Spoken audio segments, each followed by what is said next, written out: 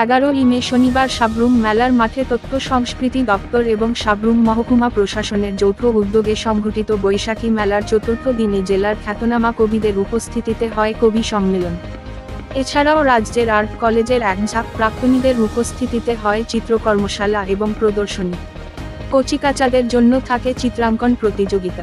এই দিনের কর্মসূচির শুভ উদ্বোধন করেন মহকুমা শাসক শিবজ্যোতি দত্ত। উক্ত অনুষ্ঠানে 40 জন কবি এবং 21 জন চিত্রশিল্পী অংশগ্রহণ করেন।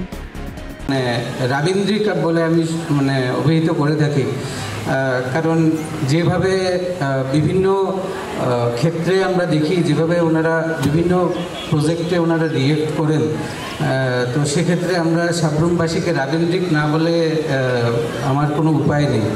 আজকে আমাদের মাঝে এই পুরো জেলা থেকে আমাদের সাহিত্যিক বন্ধুরা এসছেন, এখানে আমাদের কচিকাচা ভাই বোনেরা এসছেন, এখানের গর্বিণী মায়েরা এসছেন, আর ত্রিপুরার বিভিন্ন জায়গা থেকে আমাদের আর্ট কলেজের প্রাক্তনীরা এসছেন।